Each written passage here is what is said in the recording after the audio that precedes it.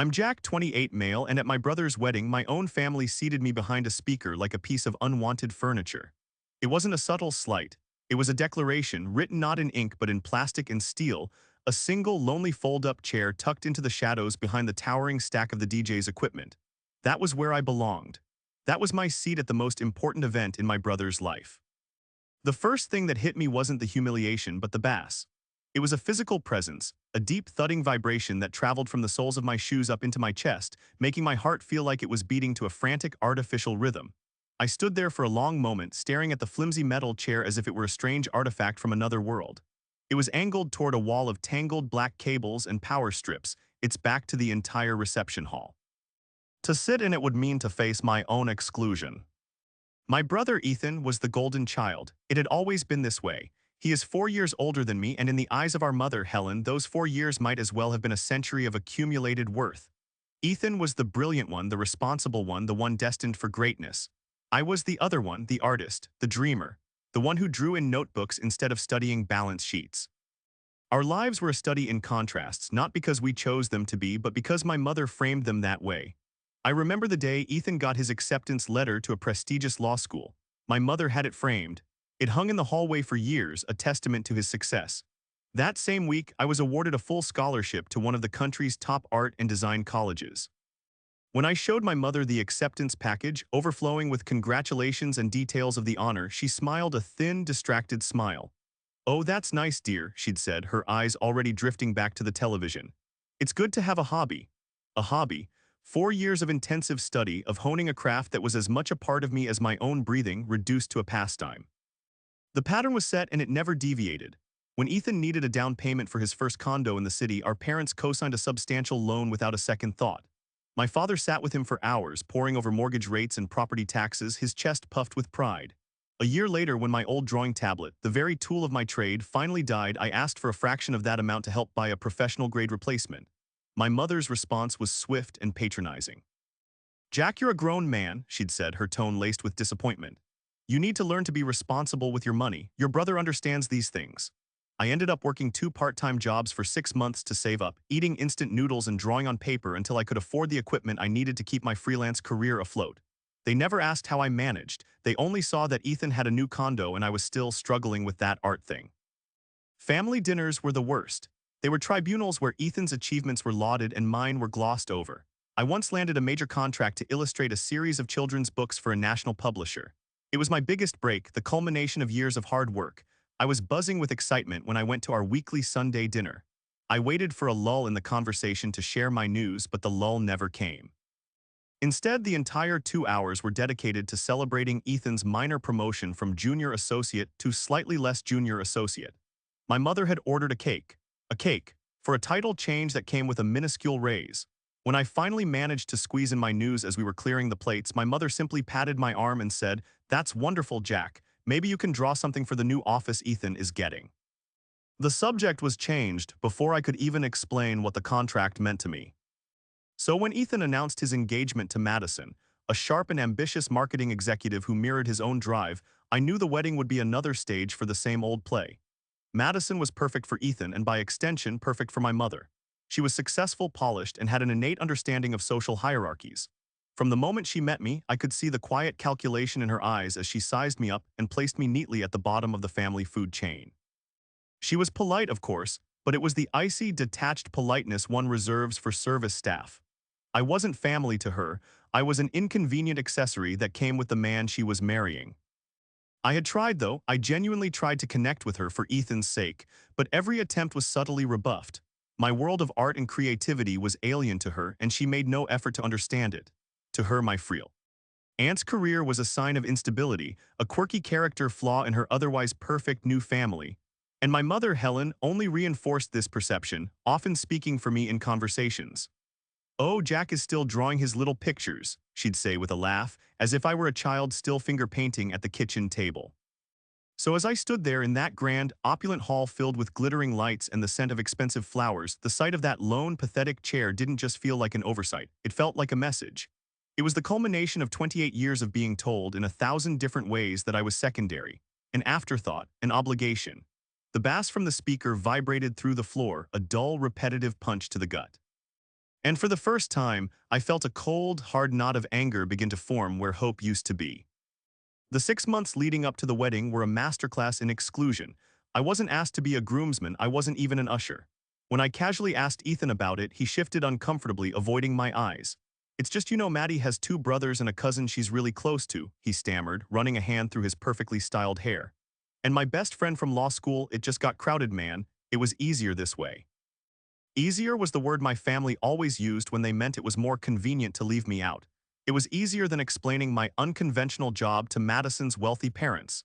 It was easier than making room for me at a head table filled with lawyers, doctors, and executives. It was easier than treating me like a brother. I swallowed the hurt and nodded, pretending to understand. No worries, man, I get it, it's your day. My role, I soon discovered, was not to stand beside my brother but to finance a portion of his celebration. The conversation happened over coffee with my mother and Madison a few months before the big day. Ethan was conveniently stuck at work. "We were just going over the budget," Madison began, her voice smooth as silk. "And things are just so outrageously expensive, you know." She stirred her latte, her diamond engagement ring flashing under the cafe lights. My mother jumped in on cue. "And we were thinking, Jack, with your creative background and all," she paused, giving me a bright, expectant look. "What would be the most wonderful, personal gift you could give them is the gift of entertainment. The music, the atmosphere, it's the heart of the party." I waited, knowing what was coming. Madison leaned forward, her expression a careful blend of enthusiasm and flattery. "We found this amazing company that does everything, the DJ, the custom lighting, even a super fun photo booth. It would be so perfect. Your gift would literally be the entire vibe of the reception. It's so much more meaningful than just giving an envelope with cash in it, don't you think?" I felt a familiar coldness seep into my stomach. They weren't asking me to pick out a playlist or offer creative input. They were asking me to be their sponsor. They had a brochure ready with the top-tier platinum package conveniently circled. The price was eye-watering, a figure that would represent a significant portion of my yearly income. "It would be such a huge, huge help," my mother added, her hand covering mine on the table. Her touch felt less like maternal affection and more like a closing tactic. "It would mean the world to Ethan." A part of me, the part that had been trying to win their approval since childhood, saw a glimmer of opportunity. Maybe this was it. Maybe a grand gesture, a gift so substantial they couldn't possibly ignore it, was the key. If I did this, they would have to see me. They would have to acknowledge my success and my generosity. The announcer would thank me, the program would list me as the patron of the evening's festivities. I would, for one night, be important. Against my better judgment, I ignored the warning bells clanging in my head. I ignored the years of evidence telling me this was a fool's errand. "Okay," I heard myself say. "Of course, I'd be happy to take care of it for them. It's my wedding gift to Ethan and Madison."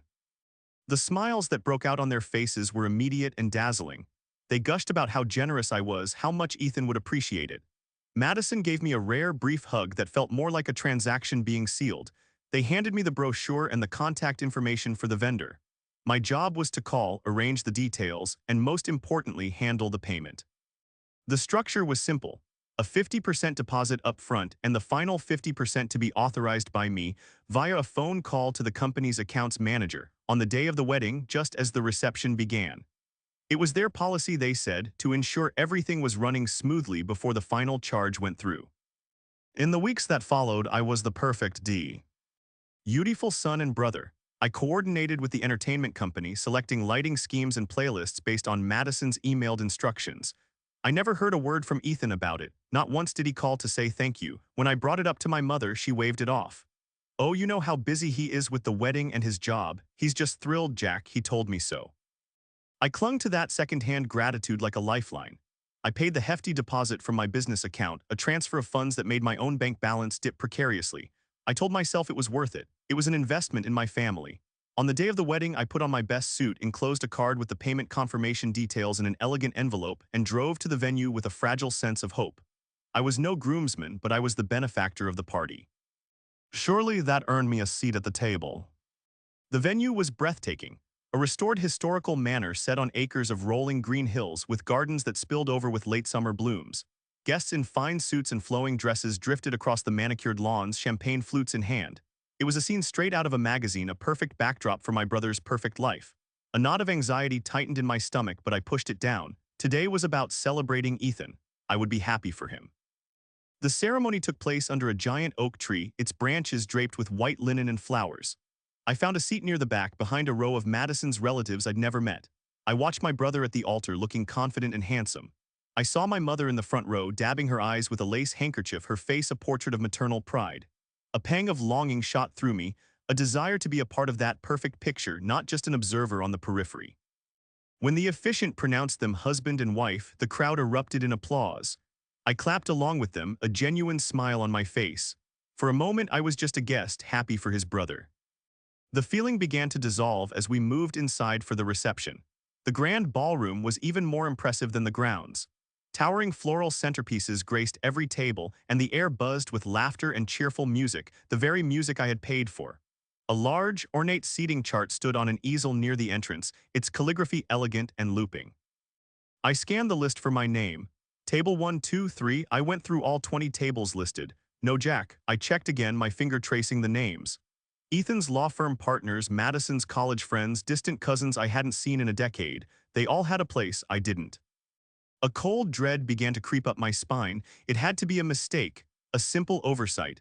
I looked around for my mother or Ethan, but they were swarmed by well-wishers.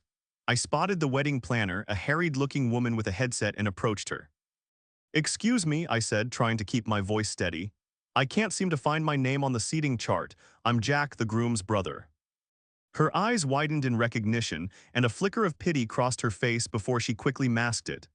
"Oh, yes, Jack, of course, we have a spot for you. Follow me." The way she said "a spot" instead of "your table" sent another warning flare through my mind. I followed her as she led me away from the beautifully decorated guest tables, past the cake, past the gift table where my own expensive envelope sat.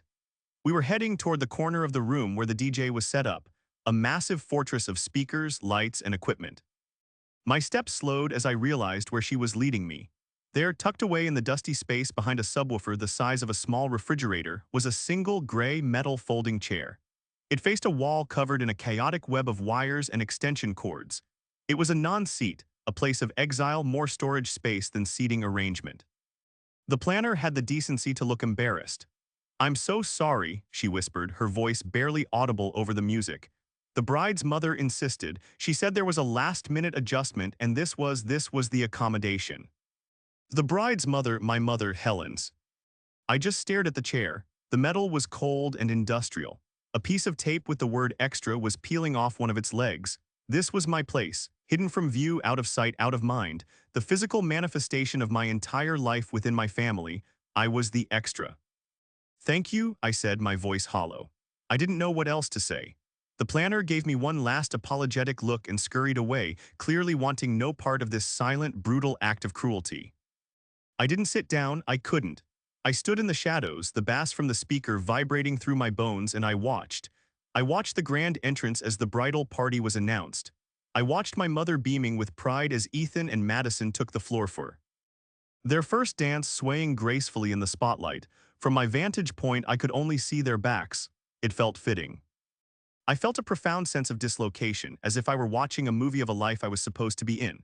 The laughter, the clinking of glasses, the warm glow of the chandeliers, it all felt a million miles away. I was in the room, but I wasn't a part of it. I was just the man behind the curtain, the one who paid for the magic but wasn't allowed to see the show. The hope I had carried with me all day deflated, leaving behind an ache so deep it felt like it was in my marrow. This wasn't a mistake. This was intentional, and that knowledge was far worse than any simple oversight could ever be. For what felt like an eternity, I remained rooted to my spot in the noisy darkness. The world of the wedding carried on without me. Speeches were made, toasts were raised, and courses were served. No one came to find me. No one seemed to notice the groom's brother was missing from the celebration. The empty space at whatever table I should have been at was apparently of no concern. I watched as waiters moved gracefully between tables, serving plates of exquisite food. The aroma of roasted duck and truffle risotto drifted my way, a scent from a party I wasn't attending. My stomach rumbled, a hollow protest. I was an invisible man hidden by a wall of sound. Eventually, a figure detached itself from the glittering crowd and headed my way. It was Madison, my new sister-in-law, her white dress glowing in the dim light. For a wild, foolish second, a flicker of hope ignited within me. Maybe she had realized the mistake. Maybe she was coming to apologize, to fetch me and find me a proper seat. She stopped in front of me, her smile tight and smug. She glanced at the folding chair, then back at me, her eyes sweeping over my suit with a dismissive air. There was no apology in her expression, only a cold, sharp disdain. "Having fun back here?" she asked, her voice dripping with mock sweetness. I didn't answer, I just looked at her, my throat suddenly tight. She leaned in closer, her voice dropping to a conspiratorial sneer. "You should be grateful we even let you come," she hissed, the words like tiny shards of ice. "After all, you didn't really fit with the aesthetic we were going for." The cruelty of it was so blatant, so undisguised that it stole my breath. It wasn't about a lack of space, it was about me, my career, my life, my very being. I was an eyesore that detracted from her perfect, curated event. I was a blemish on her masterpiece. She turned without waiting for a reply, melting back into the crowd, her laughter mingling with the music. I felt my hands clench into fists at my sides. The bass from the speaker felt like it was trying to crack my ribs. I stood there, reeling from the impact of her words when another figure approached. This time it was my mother. My heart, which I thought couldn't sink any lower, plummeted. This had to be it.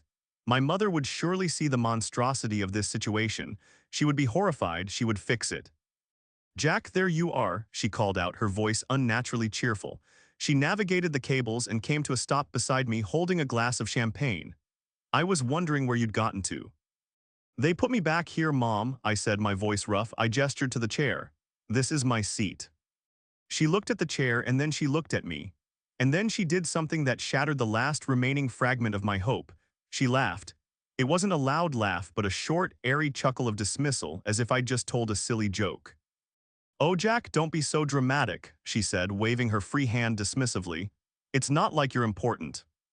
The words hung in the air between us, more powerful than the thumping bass, more final than a closing door. "It's not like you're important." She took a delicate sip of her champagne, completely oblivious to the devastation she had just wrought. "Honestly, just stay out of the way and don't make a scene. This is Ethan and Madison's night. It's all about them. You should be happy for your brother." She saw the look on my face then, the raw shock and pain. Her expression hardened. "Don't you dare ruin this for him, Jack, not after everything we've done for you." And with that she turned and walked away, leaving me alone in the shadows with her laughter and Madison's sneer echoing in my ears. "It's not like you're important." It was the thesis statement of my life, the unspoken truth that had governed every interaction, every decision, every holiday, and every family dinner. But they had never said it out loud, not so clearly, not so cruelly. The music swelled, a cheerful pop song I had approved on a list for the DJ. The sound of it was sickening. Every beat, every note, every flashing light was a product of my generosity, a gift I had given to people who considered me less than nothing. They had taken my gift and then spat in my face. They didn't just hide me, they mocked me for being hidden. The ache in my chest transformed into something else. It was a cold, hard clarity. The years of trying, of hoping, of desperately seeking a crumb of validation, all of it was a waste. You can't earn a place at a table you were never meant to sit at. You can't win the love of people who have already decided you are worthless. The betrayal wasn't just the chair. The betrayal was my entire life, and this was just the final, undeniable proof. The music, the lights, the distant laughter, it all faded into a dull, meaningless roar. All I could hear were those two sentences playing on a loop in my head. Madison's sneer, "You should be grateful we even let you come." My mother's laugh, "It's not like you're important." They weren't just words, they were a verdict. A final judgment on my worth as a son, as a brother, as a person. And in that moment, something inside me shifted. The part of me that had always crumpled under their judgment, that had always absorbed the hurt and tried harder, simply broke. But it didn't collapse into dust. It fractured and reformed into something new, something solid and unyielding. It was the quiet, steely resolve of a man who had finally reached his limit. My eyes fell to the gift table across the room. I could just see the corner of the elegant, cream-colored envelope I had so carefully chosen. Inside it was the card, and more importantly, the confirmation details for the second and final payment for the entire evening's entertainment. The platinum package. A gift so substantial that it was supposed to make me seen, to make me matter. What a fool I had been. It wasn't a gift. It was an admission fee for my own public shaming. They hadn't seen it as a gesture of love or generosity. They had seen it as my designated role, the family ATM. I was useful for my money, but my presence was an inconvenience to be hidden away. A slow smile spread across my face. It wasn't a happy smile. It was the grim, thin smile of a man who had just been handed the perfect karmic solution to his problem. They thought I wasn't important? Fine. I would show them just how unimportant I could be. I would remove my unimportant contribution from the equation. With a newfound sense of purpose, I pushed myself off the wall I'd been leaning against. I strode out from behind the speaker, my steps sure and steady. The shadows fell away as I walked into the light of the reception hall. A few people glanced at me, their expressions momentarily curious before returning to their conversations. I was still invisible, but not for long. I walked directly to the gift table, my eyes locked on that cream-colored envelope. I picked it up. The heavy cardstock felt cool and solid in my hand. It was a tangible piece of my self-respect, and I was taking it back. Clutching the envelope, I scanned the room. I saw them, my mother, Helen, and the new bride, Madison, standing near the dance floor, laughing with a group of Madison's friends. They looked radiant, carefree, and completely untroubled. My brother was nearby, accepting congratulations from an older couple, the perfect family. I walked toward them. As I approached, my mother saw me and her smile faltered slightly, a flicker of annoyance crossing her face. She thought I was coming to make a scene, to complain. I stopped a few feet from them, not wanting to get too close. I held up the envelope slightly, just enough for them to see it. "You're right," I said, my voice calm and even, yet carrying enough to cut through the nearby chatter. My mother's brow furrowed. "What are you talking about?" I looked from her to Madison, whose own smile had vanished, replaced by a wary frown. I gave them that same grim, humorless smile. "You said I'm not important," I stated, not as a question but as a fact I was finally accepting. "So I'll take back what I brought." I didn't wait for a reaction, I didn't need one.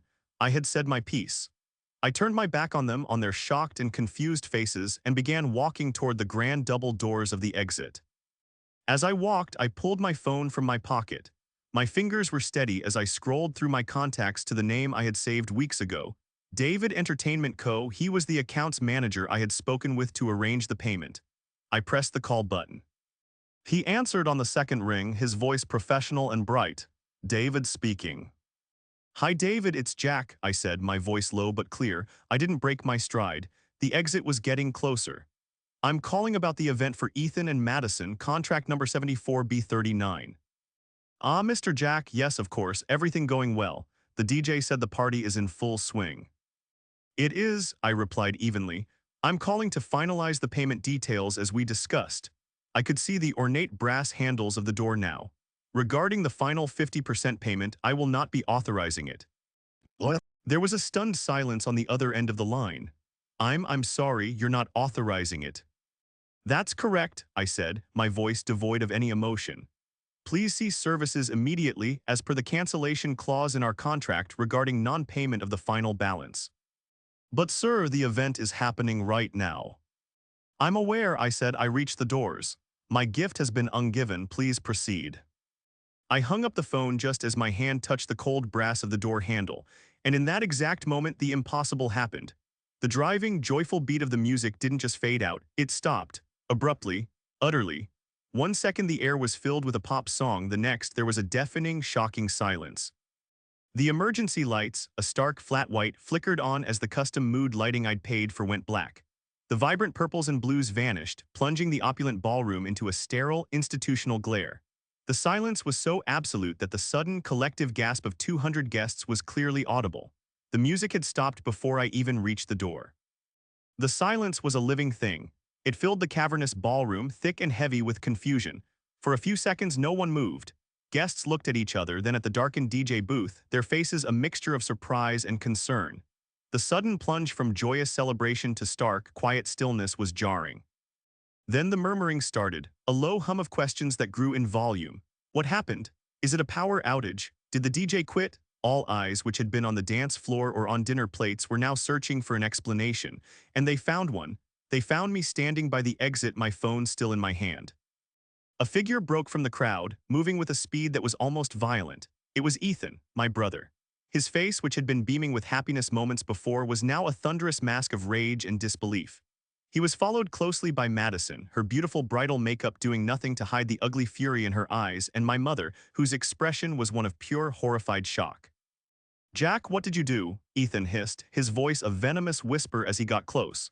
He grabbed my arm, his fingers digging into the fabric of my suit. I didn't flinch, I calmly met his gaze. "I did exactly what you all taught me to do," I said, my voice quiet but firm. "I acted like I wasn't important." "What is that supposed to mean?" Madison snarled, her voice shrill. You've ruined everything, the music, the lights, what is wrong with you?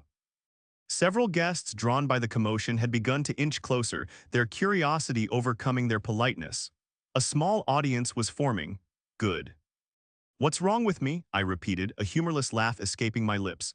Let's see, what's wrong is that for my entire life I've been treated like a second-class citizen in my own family. What's wrong is that at my own brother's wedding my seat was a folding chair behind a speaker. I pointed a finger toward the dark corner. Go look. It's still there, tucked away like a piece of garbage you didn't want the guests to see. A few people near us audibly gasped. Their eyes darted from me to the DJ booth. I turned my attention to Madison. What's wrong is my new sister-in-law informing me that I should be grateful you even let me come, because my existence doesn't fit your aesthetic. Madison's face went pale. The word hung in the air, exposed and ugly in the quiet room. Then I looked at my mother. Her face was a mess of conflicting emotions, anger, embarrassment, and a dawning horror as she realized this was happening publicly. And what's wrong, I said, my voice dropping but losing none of its intensity, is my own mother laughing in my face and telling me not to be dramatic because, and I quote, "It's not like you're important." The story was now complete. The setup, the punchline, the fallout, it was all laid bare in the sterile emergency lighting for everyone to see. Helen looked as if I had physically struck her. She opened her mouth but no words came out. So you see, I continued, pulling my arm from Ethan's slackening grip, I decided to take you at your word. I am unimportant. My contributions are unimportant, so I took my unimportant contribution back. I held up the envelope I was still clutching. The thousands of dollars I paid for your DJ, your lights, your photo booth, I guess that's unimportant too, so it's gone. Ethan stared at me, his rage momentarily replaced by a look of utter bewilderment, as if the concept was too foreign for him to process. You paid for that, I thought Mom and Dad. No, Ethan, I said, the sadness of it all hitting me for a moment. I did, because I was asked to, because I thought it would matter. I thought for once I could do something that would make my family proud. I looked around at the sea of confused, stunned faces. The lawyers, the executives, the wealthy friends of Madison's family. Their perfect party had been brought to a screeching halt by the one person who wasn't supposed to matter. I am done, I said, my voice resonating with a finality that surprised even me. I am done trying to earn a seat at a table I was never welcome at. I am done being your afterthought, your fallback, your family's secret. You wanted me out of sight? Fine, I'm leaving for good. I didn't shout the last words. I said them with a profound sense of calm. The fight was over. I had already won, not by ruining their party, but by freeing myself. I turned and pushed the heavy door open, stepping out into the cool night air. I didn't look back. I didn't need to. The deafening silence I left behind was a more powerful statement than any angry words could ever be. It was the sound of their perfect world, built on a foundation of casual cruelty, finally cracking apart. The drive home was quiet. I didn't turn on the radio. I just let the silence of the car wrap around me, a comforting blanket after the chaos of the evening. The anger had subsided, replaced by a strange and unfamiliar feeling peace. It was a fragile peace, laced with the deep ache of grief for a family I wished I had, but it was peace nonetheless. The constant, gnawing need for their approval, a weight I had carried on my shoulders for 28 years, was gone. I felt lighter. By the time I unlocked my apartment door, my phone had started to buzz, a text from Ethan. How could you do this to me? Then another. You are selfish and pathetic. Then a call, I ignored it. A text from my mother arrived moments later. You embarrassed this entire family. I don't know how you can live with yourself. Call me immediately. I read the words, and for the first time they had no power over me. They were just pixels on a screen, the desperate death rattle of a dynamic I had just dismantled. I put my phone on silent and set it on the counter. I made a cup of tea, sat in my favorite armchair, and simply breathed. The next few days brought a predictable storm. A flood of voicemails and texts, each more vitriolic than the last. They called me a monster, a narcissist, a jealous failure who couldn't stand to see his brother happy. Madison sent a long, rambling message about how I owed them the money for the emotional distress and public humiliation I had caused. It was almost comical. They were incapable of seeing their own role in the drama they had so carefully constructed. In their story, I was, and always would be, the villain. The one message that broke through the noise came from a cousin on my father's side, a woman I hadn't spoken to in years but who had been at the wedding. Her text was short and to the point. Heard what happened, just wanted to say they had it coming. Good for you for standing up for yourself. I stared at that message for a long time. It was a small thing, a single drop of validation in an ocean of condemnation, but it meant the world. It was a confirmation that I wasn't crazy. Someone else had seen the truth. I blocked Ethan, Madison, and my mother. The silence that followed was blissful. Without their constant presence in my life, even through a phone, I felt my world expand. The mental energy I had spent analyzing their moods, anticipating their slights, and trying to win their favor was suddenly freed up. I poured that energy into my work. I dove into the children's book illustrations with a renewed passion. My lines felt surer, my colors brighter. My studio, once just a place I worked, became a sanctuary. It was the one place where my worth was never in question, where my creativity was the only currency that mattered. I started working on a personal project, a graphic novel based on old myths and legends, something I had wanted to do for years but had always told myself I didn't have the time for. A month after the wedding, I was sketching late one night when I realized the persistent knot of anxiety in my chest, a companion so constant I had mistaken it for a part of my own personality, was gone. I felt centered. I felt calm. I felt free. Leaving my family was the hardest thing I had ever done. It was an amputation, a painful severing of a limb that had been diseased for a long time. But in its place, something new was growing. A sense of self built not on the shifting sands of their approval, but on the solid rock of my own integrity. I thought back to that lonely folding chair, hidden in the darkness behind a speaker. My family had put me there to tell me I was nothing. But by walking away, by taking back not just the money but my own power, I had finally given myself the best seat in the house, one at my own table in a life of my own making. And that was a gift more valuable than anything money could buy. So I have to ask you, the listener, what would you have done? Would you have sat quietly in that chair and endured the humiliation for the sake of keeping the peace? Or would you have found your own way to make a stand? Sometimes the most important celebrations are the ones where we celebrate our own worth, even if it means walking away from the party. After listening to today's story, perhaps it has raised some new questions in your mind. Every day on Reddit, new experiences and moments create fresh stories. We are all human, navigating the complex web of relationships and expectations. If you enjoyed this story, feel free to share it with someone who might find it validating or thought-provoking. Thank you for your time, and don't forget to keep an eye out for more stories coming soon.